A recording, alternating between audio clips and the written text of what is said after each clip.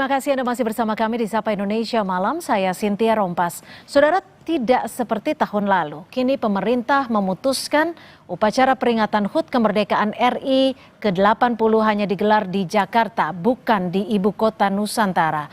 Sementara Partai Nasdem mengusulkan Wakil Presiden Gibran Rakabuming mulai berkantor di IKN agar ada aktivitas di IKN. Minimal saya lanjutkan, kalau bisa saya ikut yang menyelesaikan. Walaupun kita sadar pembangunan ibu kota itu bukan pekerjaan yang sebentar. Nasib keberlangsungan ibu kota Nusantara yang merupakan proyek warisan Presiden ke-7 RI Joko Widodo kembali menjadi pertanyaan. Selain pembangunannya terdampak efisiensi anggaran era pemerintahan Prabowo, yang terbaru pemerintah juga memutuskan hanya akan menggelar upacara Hari Ulang Tahun RI ke-80 di Jakarta. Kalau informasi terakhir yang kita dapatkan, pelaksanaan perayaan 17 Agustus akan dilaksanakan di Jakarta. Panitianya sudah dibentuk. Ya, panitianya sudah dibentuk oleh Menteri Sekretaris Negara, sudah ada, dan PCO juga menjadi bagian dari panitia itu. Padahal tahun lalu selain di Jakarta, upacara negara peringatan HUT RI ke-79 juga digelar di IKN dihadiri Presiden ke-7 Joko Widodo. Meski di tengah keterbatasan fasilitas ketika itu, pemerintah memutuskan tetap menggelar upacara di IKN. Bahkan Joko Widodo memimpin langsung sebagai inspektur upacara. Soal tak ada upacara kemerdekaan di IKN tahun ini, Presiden ke-7 Joko Widodo menghormati keputusan pemerintah. Karena enggak di Jakarta, enggak di IKN, tanggapannya gimana? Semua keputusan pemerintah kita harus dukung. Karena pasti sudah melalui pertimbangan-pertimbangan yang matang. Ya. Pak Jokowi diundang juga untuk perayaan 17 Agustus. Wah, masih lama, masih sebulan. Polemik soal nasib IKN menjadi perhatian Partai Nasional Demokrat. Nasdem mengusulkan Wakil Presiden Gibran Rakabuming Raka mulai berkantor di IKN agar aktivitas IKN tetap hidup. Usulan lain adalah melakukan moratorium pembangunan atau menjadikan IKN sebagai ibu kota Provinsi Kalimantan Timur. Jadi kan nanti biaya pemeliharaannya mahal kalau tidak ada aktivitas kan gitu. Jadi kita meminta supaya ada aktivitas dengan cara Wapres berkantor di IKN. Pertimbangkan kesediaan anggaran dan kondisi politik saat ini, pemerintah juga dapat menggunakan IKN menjadi ibu kota Provinsi Kalimantan Timur dan menegaskan kembali Jakarta sebagai ibu kota negara. Penyelenggaraan HUT ke-80 RI kembali digelar di Jakarta. Bukan hanya soal lokasi, sejumlah pertanyaan muncul soal keberlanjutan pembangunan IKN. Tim Liputan Kompas TV. Saudara, upacara negara HUT ke-80 kemerdekaan tahun ini tidak akan digelar di ibu kota negara. Apakah ini tanda mulai diabaikannya proyek IKN warisan Presiden Joko Widodo? Kita akan bahas bersama anggota Komisi 2 DPR RI dari fraksi Partai Golkar. Sudah ada Mas Ahmad Irawan dan juga analis politik Direktur Eksekutif Parameter Politik Adi Prayitno. Mas Adi, Mas Irawan, terima kasih sudah bergabung bersama kami di Sapa Indonesia Malam. Saya langsung ke Mas Irawan. Mas Irawan, ini kan sudah dipastikan ya, HUT ke-80 RI tidak lagi dijadikan ataupun dilakukan di IKN. Sebenarnya legitimasi dari teman-teman DPR tahu tidak keberadaan ataupun keberlanjutan dari IKN sendiri seperti apa sih sekarang? Nah, yang pertama begini, bahwa terkait dengan penyelenggaraan atau selebrasi kemerdekaan tetap dilaksanakan di Jakarta. Karena bagaimanapun sebelum keluarnya Kepres pemindahan ibu kota dari Jakarta ke ibu kota Nusantara, maka maka selama itu juga bahwa Jakarta adalah ibu kota negara. Itu yang paling pertama dan yang paling prinsip. Sehingga kemudian menjadi wajar apabila kemudian pemerintah mengambil keputusan bahwa penyelenggaraan HUT kemerdekaan Indonesia tetap langsungkan di Jakarta, dan itu menurut kami tetap legitimate dan secara hukum juga masih oke gitu, masih oke. Jadi sesuatu yang sebenarnya tidak perlu dipermasalahkan secara hukum gitu. Nah, kaitannya dengan pembangunan ibu kota Nusantara, ya kami sendiri sebenarnya masih masih optimis seperti yang sejak awal ibu kota Nusantara ini menjadi satu kebijakan politik negara dan pemerintahan sebelumnya dari Presiden Joko Widodo gitu. Meskipun sebenarnya kami menyadari juga sejak awal dan juga seperti yang disampaikan oleh Pak Prabowo tadi, bahwa sebenarnya pembangunan ibu kota adalah pembangunan yang memerlukan waktu dan Optimisnya tidak mudah. ini pembangunan akan terus dilanjutkan atau optimis ibu kota akan pindah ke sana? Dua-duanya. Dua-duanya optimis? Dua-duanya. Karena kenapa? Karena kita masih terikat satu keputusan politik yang sudah diatur dalam undang-undang, dan itu sebenarnya menjadi konsensus kita dan merupakan hukum bahwa ibu kota kami tangkap Nusantara di sana. Ya, Mas Adi, kalau memang momentum hari ulang tahun kemerdekaan adalah momentum yang besar. Kalau tahun lalu kita rayakan bersama-sama di Jakarta dan juga di IKN. Bahkan Pak Jokowi saat itu hadir juga ke IKN. Apakah ini menjadi bukti ketika tahun ini tidak dilaksanakan di sana, artinya IKN diabaikan? Ya, saya kira memang sulit untuk membantah bahwa IKN kali ini bukan sesuatu yang dianggap proyek yang terlampau strategis dan menjadi prioritas. Biasanya kalau sesuatu yang prioritas itu gaspol. Jangankan IKN, Ibu Kota Nusantara yang baru, aspal jalan saja untuk kepentingan upacara tertentu bisa semalam ataupun 2 malam. Itu artinya, sepertinya memang pemerintah hari ini itu sedang melakukan penyesuaian-penyesuaian. Kenapa IKN dianggap tidak terlampau signifikan dan prioritas? Karena pada saat yang bersamaan ada proyek-proyek pemerintah yang dinilai sangat down to earth, menyentuh langsung kebutuhan masyarakat. Karena kita tahu kan, ngurus IKN ini bukan hanya sebatas misalnya dananya sedikit, tapi membutuhkan dana yang sangat luar biasa. Jadi menurut Anda tidak menyentuh masyarakat? Ya kan per langsung? hari ini tidak ada sesuatu yang kelihatan berdampak secara signifikan langsung.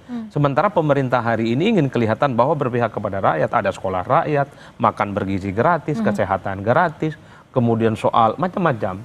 Itu yang jauh lebih dianggap penting ketimbang memprioritaskan IKN. Oleh karena itu saya selalu mengatakan IKN ini per hari ini boleh kita sebut sebagai ya layah mutu, walayah ya ada, tapi terkesan tidak ada. Itu IKN hari ini. Anda berarti mau bilang juga bahwa kalau misalkan pemerintahan saat ini lebih ingin bersentuhan langsung dengan masyarakat, tapi IKN tidak, artinya Pak Prabowo artinya tidak ingin langsung IKN itu terus jalan, tapi tidak terlampau dianggap prioritas seperti pemerintahan sebelumnya. Kalau pemerintahan sebelumnya kan kelihatan sekali ini gaspol, anggarannya jor-joran, kerjanya bisa 24 jam non-stop. Nah per hari ini hanya kelihatan bekerja, infrastruktur dibangun, tapi dinilai tidak terlampau siap untuk memperingati kemerdekaan yang ke-80. Gimana? Dan itu yang sepertinya membuat kenapa upacaranya nggak diikat. Berarti itulah yang bisa disimpulkan dari analis politik. Gimana Mas Irawan, benar nggak sih kayak gitu? Sekarang pembangunannya itu udah tidak sejor-joran dulu? Memang yang pasti satu bahwa setiap presiden memiliki program prioritas pemerintahannya. Dan itu juga telah diuji melalui pemilu gitu. Dan kami juga kami fraksi Partai Golkar sangat mendukung seperti tadi yang disebutkan program makanan bergizi gratis, sekolah rakyat dan lain-lain sebagainya yang memang program-program kerakyatan yang juga jadi visi besar pemerintahan ini gitu. Tetapi kemudian kalau kaitannya dengan komitmen presiden sendiri, itu kalau kami lihat dari sisi politik anggarannya, itu kita tidak perlu meragukan juga karena selama sejak Presiden Prabowo menjabat dan dilantik juga dengan dibentuknya otoritas Ibu Kota Nusantara, Presiden dengan politik anggarannya juga masih tetap mendukung itu. Berarti dari Meskipun anggaran memang tidak ada masalah? Tidak ada masalah. Dari sisi Presiden Prabowo ya? Tidak ada masalah. Kalau usulan soal moratorium gimana teman-teman DPR melihatnya? Saya sambung sedikit, karena memang penganggaran itu kan satu skala prioritas, yang kedua adalah menyesuaikan dengan kemampuan anggaran kita. Nah, kaitannya dengan moratorium ini, saya ingin mengatakan bahwa moratorium tidak pernah diatur dan tidak ada diatur dalam Undang-Undang Ibu Kota Nusantara. Gitu.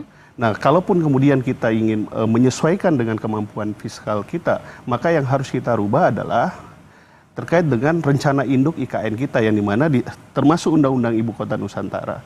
Kalau moratorium, saya sendiri pernah menyampaikan bahwa itu ide yang kita tolak kalau moratorium, karena itu membuat proses pembangunan itu jadi terbengkalai dan infrastruktur yang telah dibangun itu akan terbengkalai. Dan IKN sendiri memang masyarakat kita juga harus kita berikan pemahaman bahwa... Tapi gini Mas Irawan, dari pemerintahan Pak Jokowi dibandingkan dengan pemerintahan Pak Prabowo, pembangunannya masif yang mana atau sama? Kalau saya lihat... Masif yang mana? Sama atau masifan yang mana? Memang begini, kelihatan pada saat Pak Jokowi itu kelihatan masif karena itu masih dalam tahapan persiapan. Jadi mulai dari proses penyiapan infrastruktur hukumnya, terus tanahnya dan lain-lain sebagainya, sehingga masyarakat attention terhadap itu, melihat itu sebagai sesuatu yang masif gitu. Tapi dari sisi keseimbangan anggaran, terus alokasi dan lain-lain sebagainya, saya kira sama saja. Sama saja. Saya kira sama saja. Dari dukungan APBN loh ya. Dari dukungan dari anggaran, dari pendanaan artinya APBN. Oke. Bukan swastanya. Bukan swasta. Oke, Mas Hadi, kenapa kalau swasta berkurang sekarang?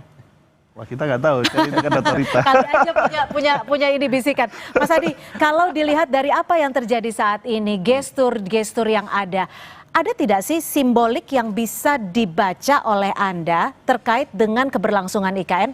Tapi usai jeda, tetap bersama kami di Sapa Indonesia Malam.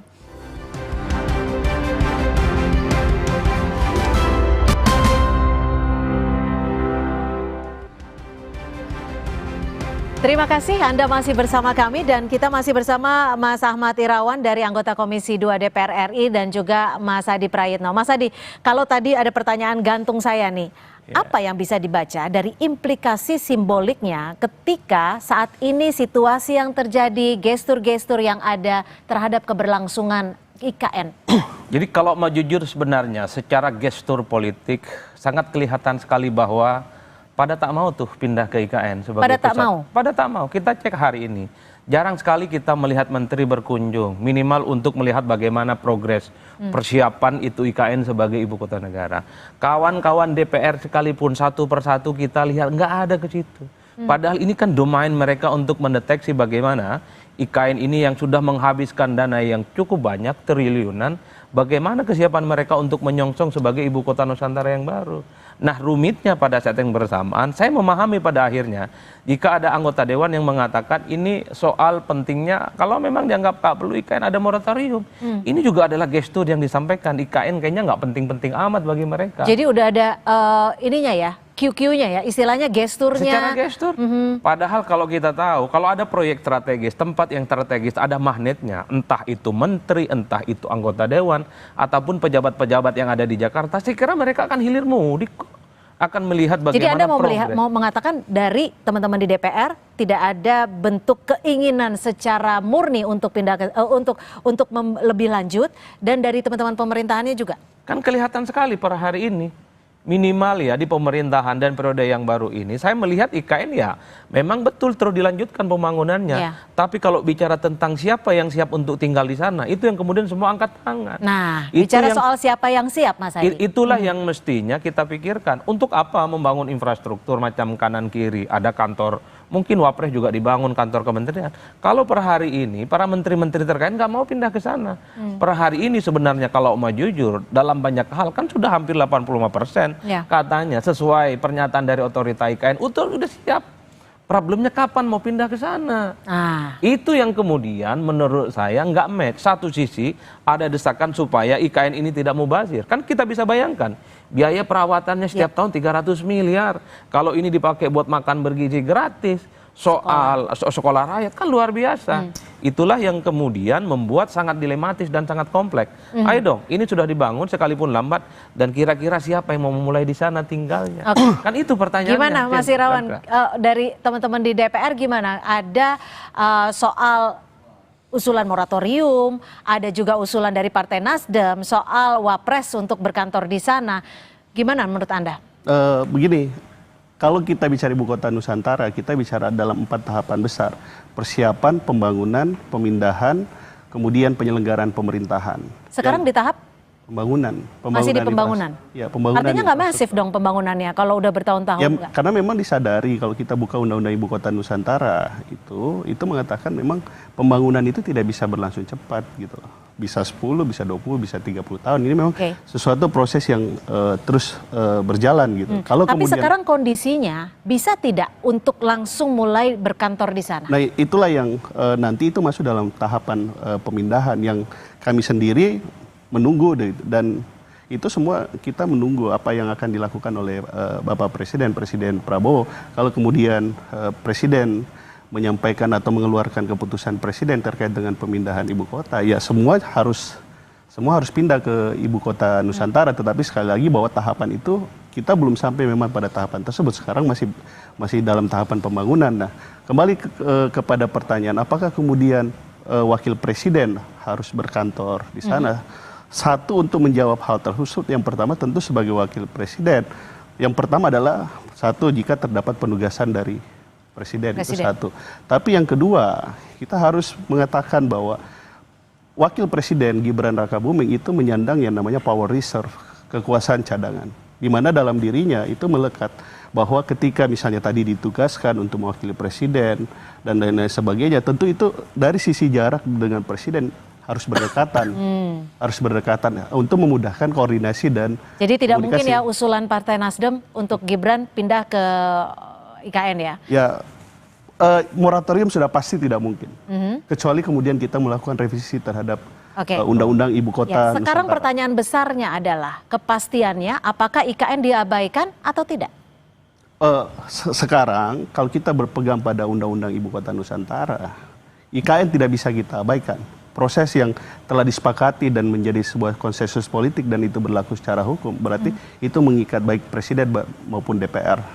Yang sekarang tinggal kita nanti adalah kaitannya dengan apa yang kemudian yang akan dilakukan oleh Otorita Ibu Kota Nusantara kaitannya dengan rencana induk tadi gitu. Nah, per tadi kami dalam rapat paripurna sebagaimana disampaikan oleh pimpinan DPR dalam paripurna tersebut bahwa Otorita Ibu Kota Nusantara ingin melakukan konsultasi. Nah, kalau kemudian melakukan konsultasi sesuai dengan apa yang tertuang dalam Undang-Undang Otorita Ibu Kota Nusantara, kemungkinan akan terjadi terkait dengan dua hal. Yang pertama adalah rencana kaitannya tahapan pembangunannya. Yang kedua kemungkinan adalah skema pendanaannya. Karena untuk dua hal tersebut yang harus dikonsultasikan. Skema pendanaannya berapa sekarang? Kalau yang sekarang, wewenang kami kan adalah APBN. APBN. Pagu indikatif sekitar 6 triliun, terus untuk tahun depan sekitar 16 triliun. Otorita Ibu Kota Nusantara minta tambahan anggaran sekitar 16 triliun. Oke, Mas Adi, ada surat permohonan untuk konsultasi dari Kepala Otorita IKN. Dan ada juga kalau dulu kita cita-citanya mendengarnya adalah pemerintahan bisa langsung mulai dilakukan di IKN segera mungkin. Tapi hingga saat ini kan juga belum. Dan kita masih menunggu arahan dari Presiden Prabowo. Betul. Dan bagaimana Mas Adi bisa melihat, membaca dan juga memaknainya ketika ada pergeseran agenda dan juga penjadwalan terhadap keberadaan IKN sendiri? Ya, saya kira memang butuh penyesuaian ketika ada pergantian kekuasaan politik dari Jokowi dengan Pak Prabowo. Dulu kan yang disebut dengan keberlanjutan itu segala sesuatu yang dilakukan oleh Pak Jokowi itu otomatis dilakukan oleh Pak Prabowo. Tapi kan dalam prakteknya tidak. Misalnya infrastruktur tidak lagi dibangun secara masif. IKN dulu dibayangkan akan gaspol, ternyata juga tidak terlampau gaspol. Jadi wajar kalau kemudian otorita IKN ini mencoba untuk mencari titik temu, mencari keseimbangan minimal untuk menepis amputasi dugaan-dugaan soal masa depan IKN. Kalau ada masukan dari DPR, ada masukan dari pemerintah, ada masukan dari menteri terkait, jadi otorita IKN ini bisa menjelaskan secara komprehensif kira-kira kapan ekosistem kehidupan IKN itu akan dimulai. Per hari ini satu-satunya yang ditunggu oleh publik kira-kira ini sudah dibangun IKN, dananya sudah banyak, pemeliharaan fasilitasnya tiap tahun juga banyak. Kapan nih aktivitas yang terkait dengan pemerintahan pusat dilakukan? Kementerian terkait kah?